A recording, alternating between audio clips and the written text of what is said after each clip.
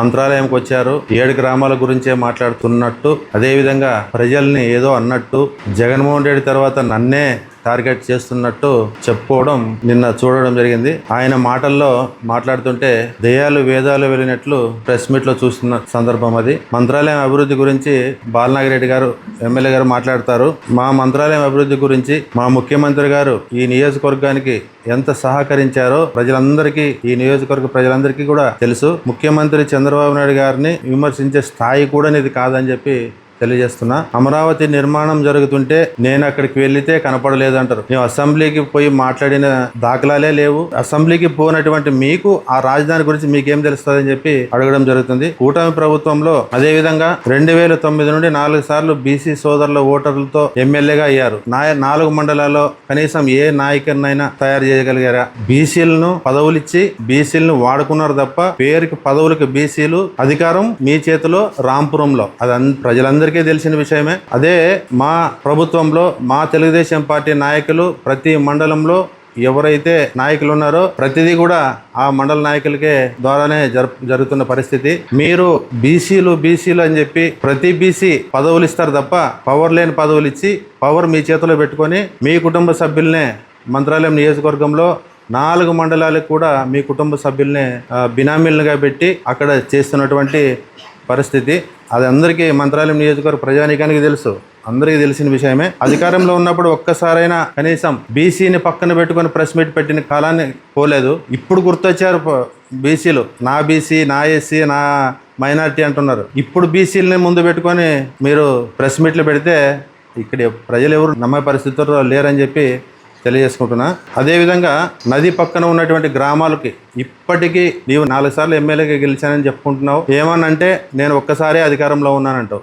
సరే, నీ అధికారంలో ఉన్న ఒక్క 5 సంవత్సరాల్లో శాశ్వతంగా మంత్రాలయం నియోజకవర్గంలో ఏదైనా చేసి పెట్టారా? ఈ ఫలానా పని వైసీపీ ప్రభుత్వంలో ఇది శాశ్వతంగా ప్రజలకు కనపడే పని అని చెప్పేసి ఏదైనా చేయగలిగారా అని చెప్పి ప్రశ్నిస్తున్నా. మా ముఖ్యమంత్రి చంద్రబాబు నాయుడు గారు అమరావతి రాజధాని నిర్మాణం వేగంగా నిర్వహిస్తున్నారు. అదే సమయంలో 3 ప్రాంతాలు కూడా అభివృద్ధి కూడా చేయడం జరుగుతుంది. ఒక్క రాజధాని నిర్మాణానికి కనీసం 5 సంవత్సరాలు ఒక ఇటుక పిల్ల కానీ వేయలేదు.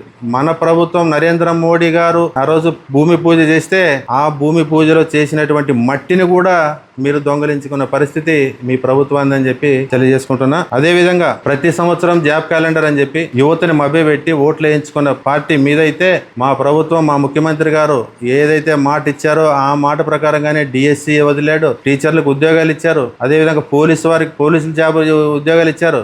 ఇవన్నీ కూడా కళ్ళకు కనపడట్లేదా అని చెప్పి మిమ్మల్ని ప్రశ్నిస్తున్నా. ముఖ్యమంత్రి చంద్రబాబు నాయుడు గారు వరాలు ఇవ్వలేదని విమర్శించారు. 7 గ్రామాల గురించే మాట్లాడడానికి వచ్చారా, మీరు వరాలను ఇవ్వడానికనే వచ్చారా అని అడుగుతున్నాడే. మంత్రాలయం నియోజకవర్గంలో నేను అడిగిన ప్రతి దానికి శాంక్షన్ చేసుకురావడం కూడా జరిగింది.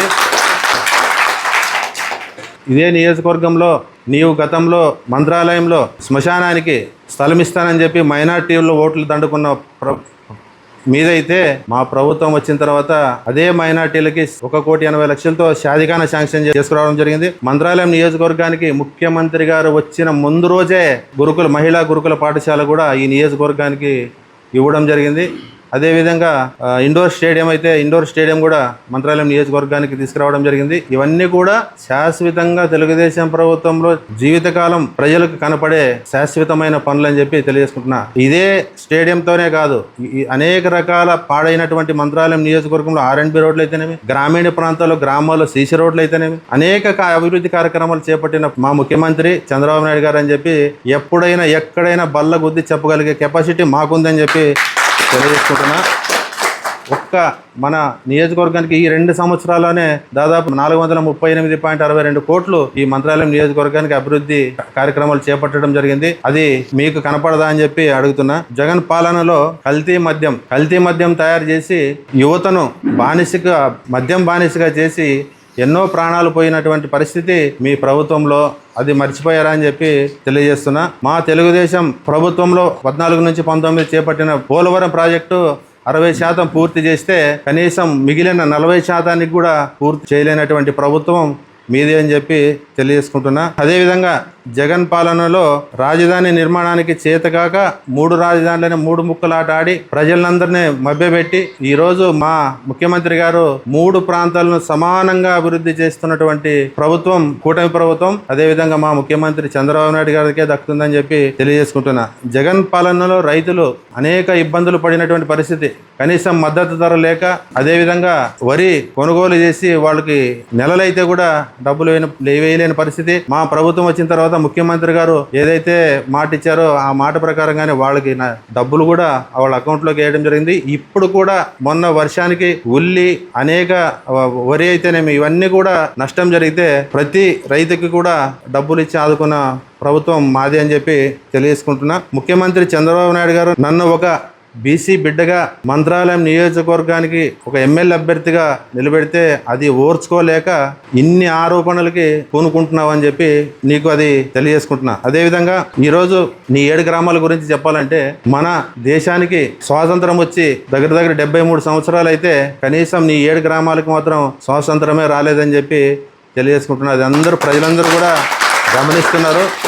ఈ 7 గ్రామాలకు వచ్చిన రావాలనుకునేది మాకేం పెద్ద పని కాదు. ఆ 7 గ్రామాలని ఎట్లా మలుచుకోవాలో ఖచ్చితంగా మా ముఖ్యమంత్రి గారి దృష్టిలో ఉంది. మా ముఖ్యమంత్రి గారు సహాయ సహకారాలతో ఖచ్చితంగా ఆ 7 గ్రామాలను కూడా ఆ ప్రజలకు స్వాతంత్రం ఇవ్వగలిగే ప్రభుత్వం మా ముఖ్యమంత్రి విజనరీ లీడర్ మా చంద్రబాబు నాయుడు గారిదే అని చెప్పి తెలియజేసుకుంటున్నా. మంత్రాలయం నియోజకవర్గ ప్రజానీకానికి అందరికి కూడా స్వేచ్ఛ ఇచ్చే ప్రభుత్వం మాది. అది బాధ్యత కూడా మా ప్రభుత్వాందే. మీరు అరాచకాలు, అక్రమాలు, ఇట్లా కుతంత్రాలు తప్ప మీ ప్రభుత్వానికి ఇంకొకటి తెలియదు. దయచేసి మా ముఖ్యమంత్రి గారిని మాట్లాడేటప్పుడు ఏదైనా ఒకసారి ఆలోచించండి. మీ ప్రభుత్వంలో అభివృద్ధి జరిగిందా, మా ప్రభుత్వంలో రాష్ట్రం అభివృద్ధి చెందుతుందా అనేది గమనించుకుంటే బాగుంటుందని చెప్పి తెలియజేసుకుంటున్నాను.